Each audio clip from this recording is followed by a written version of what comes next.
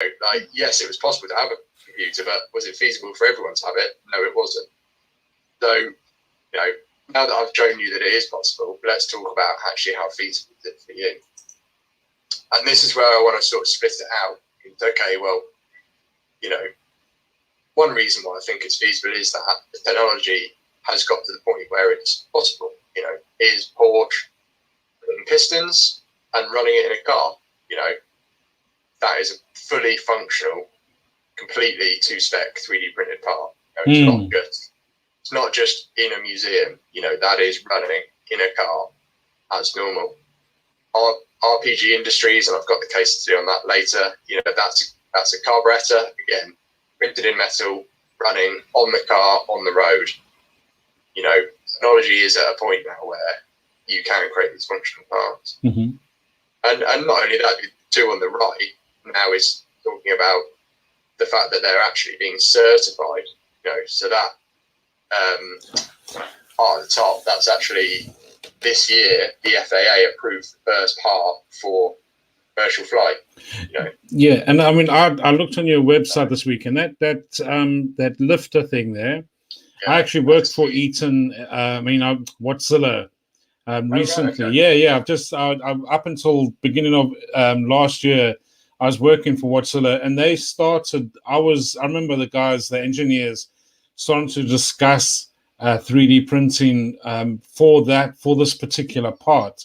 So it's great to see that they've got it, and not only have they got it, but it's certified, which is brilliant.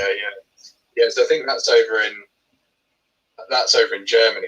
I'm not working with the site down Portsmouth way, although I would like to. Yeah, no, this was developed up in the German plant, so it wasn't developed down in Portsmouth. Yeah. No, I've been trying to get my foot in the door there, but not yet. But I think it's this point that not only is printing at the point where it is feasible, it's also being certified by governing bodies. So the question of can they be printed is absolutely yes. There's international standards saying that you can print a part and use it. Right? Yeah, no, it is. It's and then this is just a bit of a slide about why there is this constant misconception that 3D printing is just a sort of replicas and figurines and that sort of, because a lot of people do still think that it's a hobbyist type thing, and it's moved on from being a hobbyist tool quite a few years ago now. Yeah, that's it. So I need a few more slides on this. I'm not sure what I'm going to do here, but the second bit I wanted to for the coin, the coin on the face on the other side of it is that not only is the technology there, not only is it possible to do this, it's also feasible to end users. Again, it's back to this thing that when the first computers came out, it wasn't feasible for everyone to have one. And that was the same when 3D printing was 30 years ago, or before my time, even. Yeah. But now it is at that point. And not only is it at that point cost-wise, it's also accessible for anyone through, and this is where I'll say through services like yours. Yeah. And probably you can share a few case studies here of customers you've done work for that have no idea what CAD is. Yeah. They have no idea what it is. They have no idea what 3D printing is. But they can come to you, and get a professional service of, here's my part, please give me back a printed one. Yeah. And you can manage everything in between that. And I think for me, that without that side of it, of this platform and services, it wouldn't be feasible for classic car racing.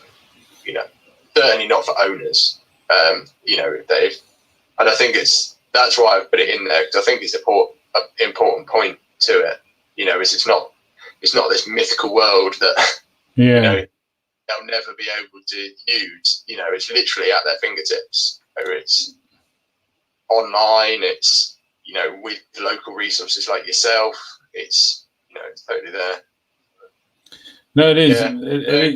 I'm trying not to go too slide heavy with this part. Just sort of talk about it. Really. No, I mean it's what you've done so far is really brilliant, and it does drive you. It has, you do convey the message really clearly, and I think it is, like you say, not only is it feasible, and it's moved on. The technology is moving so rapidly, quickly, and your analogy of the computer just is. I mean, even the mobile phone. You know, in the early that's another one, isn't it? in the early 90s, the mobile phone, you needed a battery, a backpack with your battery on, and a massive long aerial. Look, 30 years down the line, and what can mobile phones do now? So then that is how 3D printing, especially when it comes to the industrial side and the more metal side, it is moving at that incredible speed. And that's what makes 3D printing, and like you say, Elvis's car is a classic example. Not to throw a pun in there or anything, but it is a classical example of how 3D printing has been able to revive something that traditionally would have just gone into the scrap heap, but they were able to turn that around and use both composite plastic and metal 3D printing to get that car back on the road. Yeah. So I'm going to try and on the case studies. I don't know if you have any case studies you particularly want to highlight as well here, but I'm going to try and do a few that think outside the box. Yeah. The RPG industry is one which I think you've watched already. I might just maybe because it's very good, but it's a perfect example of you have a part that you can no longer source. And again, I'm no expert in the classic car industry. That's where you come in. But I'm assuming this problem of I need this part and you just cannot get it anywhere in the world is the main barrier. It is. I think a lot of the classic car companies that I speak to, or the classic car clubs, they, especially if you're looking pre-war, they just can't find parts anymore. And not only pre-war, but anything really 30 years old. Or even because CAD, there wasn't really CAD around. There wasn't the 3D models around. So a lot of the paper drawings have perished. They're gone. Nobody knows where they are. So that's it. Yeah, there wasn't really data storage either, was there? It was literally just a tray, And that's the beauty with CAD and making 3D models, is the fact that once you've got the 3D models, they're there. You don't ever have to go, you don't have to have a part shortage again, because it's always there, it's accessible. And it's the thing with CAD, the beauty about CAD is it doesn't only have to be used for 3D technology. It can be used and reprogrammed. Even if someone wanted to go traditionally down the CNC route, a 3D model is there to be used for manufacturing, both traditionally and using additive manufacturing methods. Yeah. And I think that's part of it as well, isn't it? Again, that not only do we have 3D printing technology, we also have 3D CAD and 3D scanning, Exactly. And if you, there's no idea how this would even work, but let's say we were in a weird world where 3D printing was possible, but we didn't have CAD or 3D scanning. How would you do that? How would you do it? Yeah, part restoration wouldn't be there. And this is the thing that everything is aligning. You have 3D scanning, you have 3D CAD, you have printing, and you also have this platform of people that provide services.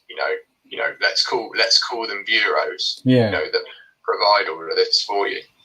So RPGs are a really nice case study, because essentially although the guy is a business, you could look at him like a classic car owner. Essentially he has the same problem. He owns this car. He wants to get it back on the road. and he's gone to RPG Industries, and they've done the whole thing for him. They've scanned it, they've printed it, they've given him a prototype, and they've done it.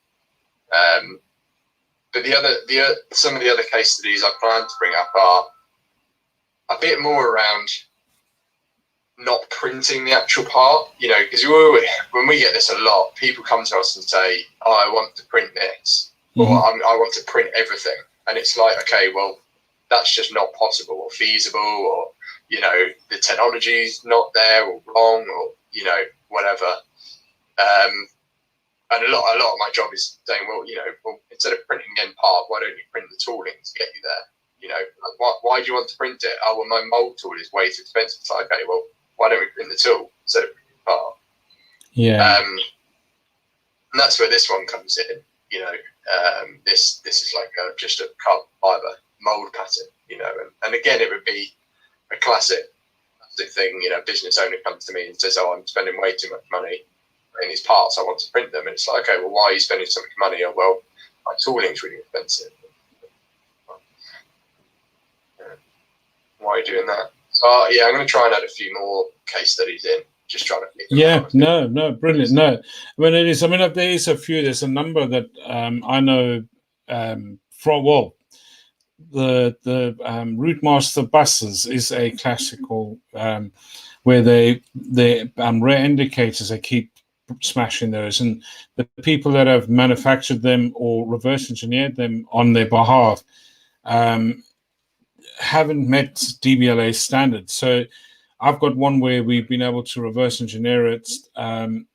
It's got to be. It hasn't been tested by the DVLA yet, but I'm pretty confident by the design that it will pass DVLA's tests. But there's. I mean, I know Fifth Gear has done a number of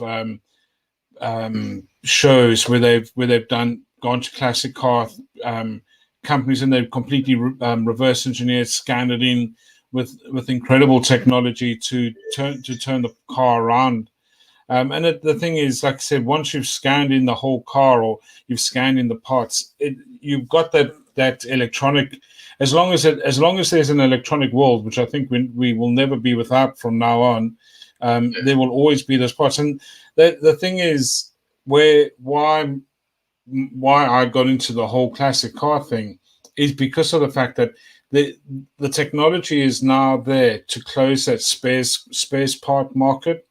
Where there doesn't have to be this massive gap in a lack of spares, but also it's providing and there's millions. I mean the value to the UK economy every single year is something like $5.5 billion.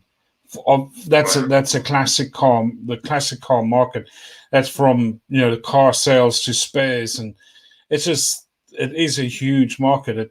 And again, because we don't see classic cars on the road all the time, the assumption is, well, it's not a very big market. It's a massive market value wise. So that's the point of this, and trying to it's not to try and get people with classic cars to change their ways, but it's just showing them an alternative. There is something there that's an alternative, and it will get you to where you need to be. With solving the problem with cars, with classic cars, and spare parts. But no, it's great. It sounds good. It sounds like one. I've got a number of questions. I won't ask you all of the questions, but I think with the Q&A at the end, there was a couple of questions that keep coming up on my side. And obviously the one is the one you've answered already, which is what is 3D printing metal strong? You've answered that. I'll probably ask you a couple more questions surrounding Metal X and the Metal X filament. Because Metal X uses a filament rather than a powder. I'm correct, yes? Yeah, I mean, it essentially is a powder, but it's in filament form through a wax polymer to enable printing in that way. So essentially it is a metal powder in filament form, which makes it safer and easier to print with compared to based technologies. Powder bed obviously has its advantages as well. Of course. Good. I mean, is your the filament that you guys use, is that very similar to the type that the Virtual Foundry would use? The what, sorry? The Virtual Foundry. Have you ever heard of the Virtual Foundry? They big American company as well. They developing 3D or metal 3D printed filament. So it's a filament on a roll. Oh yeah, probably is. Yeah, that would have said so. Oh yeah. So that's pretty much. I mean, I've got probably about 9 or 10 questions which I've got from various different people, which we would do like a bit of a Q&A at the end and try and come up with answers. I obviously won't make it massively hard and massively. I won't be trick questions. Put it that way. No, yeah. No, it does look. I'm just having a look at that Virtual Foundry. It looks very similar. Yeah, that type. Yeah, interesting. Actually, that's like a really low, almost low volume, super low volume little product. That looks quite cool. Yeah, what you mean, the Virtual Foundry? Yeah. No, their stuff is. I want to have a chat with them as well. Probably in April, just to go over their products, and because they say that their 3D metal print can be printed off a normal FDM printer, so that's going to be. It'll be a nice little chat with them as well about just metal 3D printing and the advancements that they've made in metal printing. But no, it's good. It's good. It's brilliant. I think we're on track for the 9th. I think I'm quite excited about it. It's going to be quite a good session. I think it's really. I have a mate who runs a design consultancy company. He does a lot of plastic car stuff. Mm-hmm. We've always sort of talked about it being a good fit, but then when I sat down last week and really thought about it, what I'm going to say in the webinar, I thought it's just made me think, oh yeah, actually it is an amazing fit. Yeah, I mean, this little chat that we've had now, I'm going to edit it a little bit and use it as a promotional to keep promoting. If that's if you're okay with that. Yeah, sure. Yeah. Yeah, so it's more it kind of gives people a taste of what's to come. Because I think you've got quite an in-depth little talk set up looking at those slides and that, and it's I think it's going to be a bit of an eye opener to everybody, and very informative. I think we've got almost 200 people lined up to join us via LinkedIn, which is great.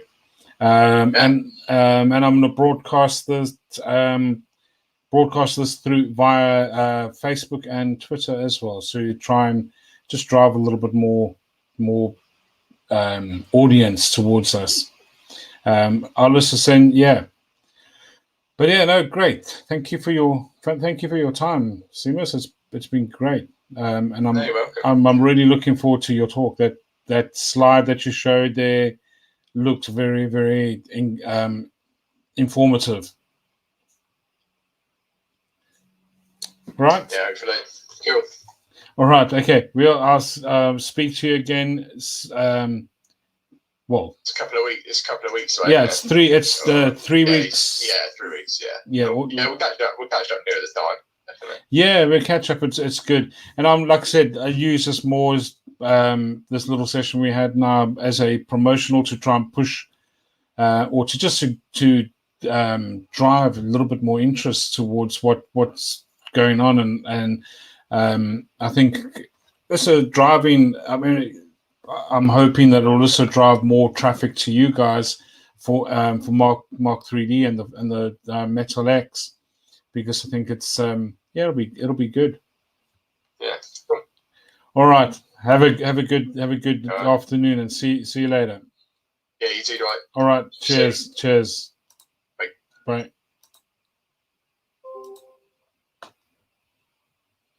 Right. Well, that was Seamus from Mark3D. Mark3D. They the manufacturers and the distributors of Markforged Metal X 3D printers. And he'll be talking to us again about the feasibility of using metal 3D printing in the classic car world. So if you want to see that, there's the event is on LinkedIn and it is also on Facebook. If you can find that links there on the 9th of April at 11 o'clock. We'll be starting. We'll probably start the feeds 10 minutes before the actual event starts. And then from there on, we will then push that. We'll start 10 to 11. We'll get the feeds live so that people can join. And then 11 o'clock sharp, we will start chatting with everybody and let Seamus do his talk. But looking forward to seeing you guys then. It'll be good. Anyway, this is Dwight Mitchell from Mitchell & Son 3D Printing Services saying good afternoon.